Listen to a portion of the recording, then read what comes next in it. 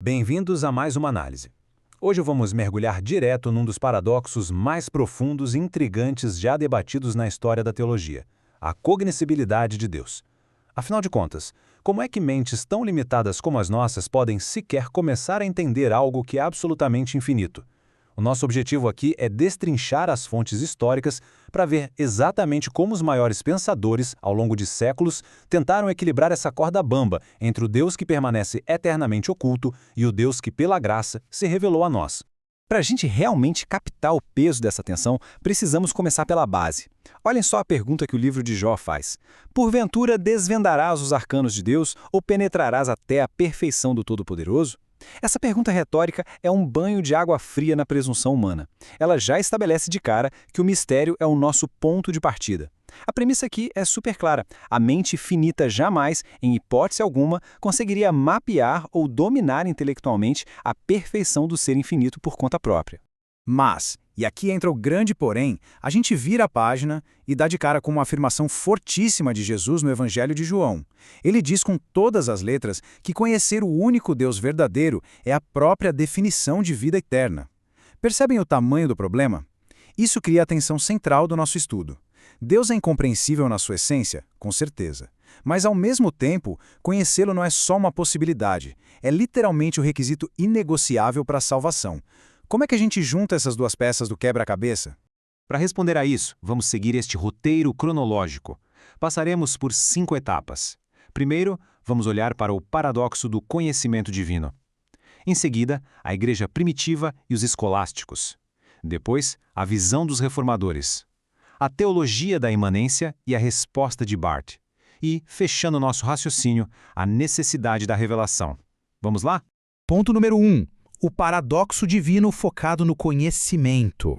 É fundamental que a gente entenda que essas duas grandes verdades precisam caminhar sempre juntas. Ponto 1. Deus é essencialmente incompreensível. Ponto 2. Conhecê-lo é requisito absoluto para a salvação. Ao longo da história, os maiores estudiosos não tentaram escolher entre uma ou outra, eles abraçaram as duas. É um equilíbrio super delicado, sabe? Reconhecer que Deus é um mistério insondável e, simultaneamente, que precisamos conhecê-lo para ter a vida eterna. Essa é a linha de partida. Avançando para a nossa segunda sessão, a Igreja e os escolásticos e a evolução histórica desse paradoxo. Essa linha do tempo ilustra muito bem como a ideia fluiu através das eras. A gente vai desde os pais da Igreja primitiva, lá nos 3 primeiros séculos, até os grandes embates teológicos do século XX com Karl Barth. E o mais fascinante é notar que a resposta humana para esse mistério nunca foi estática. Ela evoluiu, enfrentou crises, inovações intelectuais e se adaptou em cada novo século. Lá no comecinho da história da Igreja, a influência da filosofia grega era bem forte.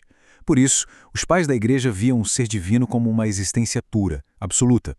Para eles, Deus era não gerado, indenominável e imutável, algo quase além da linguagem. Mas, mesmo com essa visão de um Deus tão distante, eles mantinham o paradoxo vivo, confessando que esse Deus absoluto tinha se tornado acessível e se revelado através do Logos, do Verbo, exatamente para que a salvação fosse possível. Bom, em qualquer grande debate, sempre aparece alguém para testar os limites. No século IV surgiu Eunômio. Ele veio com um argumento radical. Ele disse basicamente, olha, a natureza de Deus é tão simples que não existe absolutamente nada nele que a nossa mente finita não consiga compreender perfeitamente.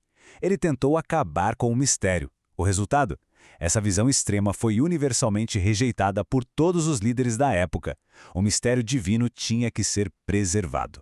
Dando um salto para a Idade Média, a gente encontra os teólogos escolásticos. E eles trouxeram uma sacada brilhante para resolver esse impasse. Eles criaram uma distinção entre o quid e o qualis. O quid é a essência íntima de Deus, aquilo que ele é em si mesmo, e isso a gente não tem como saber. Mas o qualis é como Deus se relaciona conosco através dos seus atributos revelados. Ou seja, a gente não entende a essência completa, mas podemos conhecer de verdade aquilo que ele escolheu revelar para nós. Chegamos à seção 3, a visão dos reformadores, destacando os gigantes, Lutero e Calvino. Martinho Lutero reformulou essa tensão de uma forma muito elegante. De um lado temos o Deus obsconditus, o Deus que permanece oculto. Do outro, o Deus revelatus, o Deus que se revela. Só que Lutero faz uma observação incrível aqui. Mesmo dentro do que nos é revelado, o Deus revelatus ainda mantém muito de si escondido. É uma revelação verdadeira e autêntica? Com certeza, mas ela nunca, em momento algum, elimina todo o mistério. A gente não tem o quadro inteiro.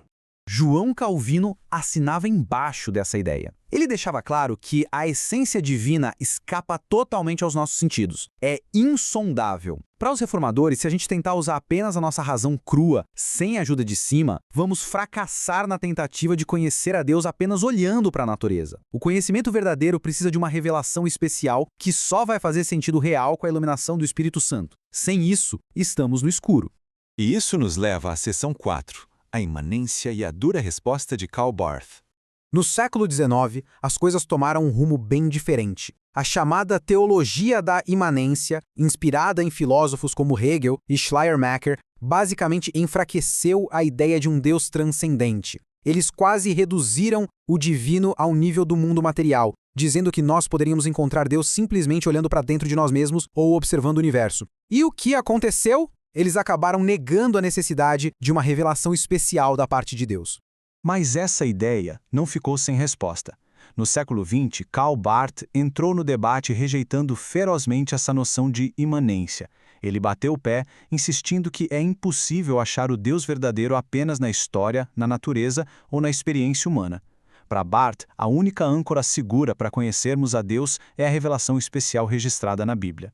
E, curiosamente, para construir essa defesa pesada, Barth resgatou lá atrás a linguagem de Lutero sobre o Deus oculto. Para amarrar tudo isso, vamos à nossa quinta e última seção, a necessidade da revelação. Juntando todas essas peças históricas, chegamos a esta máxima latina famosíssima: finitum non possit capere infinitum. Em português, o finito não pode compreender o infinito. Essa frase é um balde de realidade.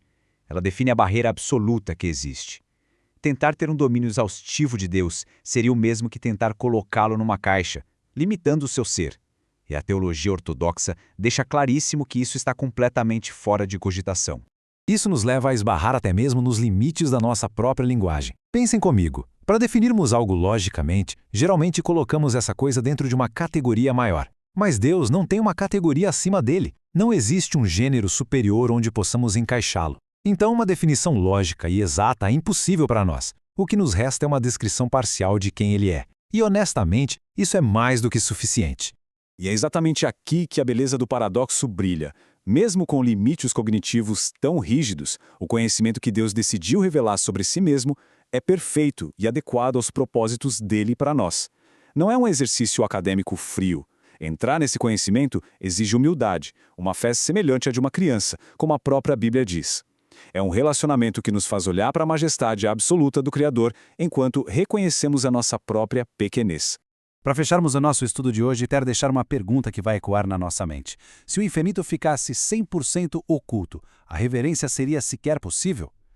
Pensemos nisso. Se tivéssemos sido largados no silêncio cósmico, sem conhecer absolutamente nada de Deus, a adoração, a piedade, a própria reverência não existiriam. Sim, o mistério continua vasto, e o que sabemos é parcial, mas essa porção revelada é a ponte exata e necessária para a nossa comunhão.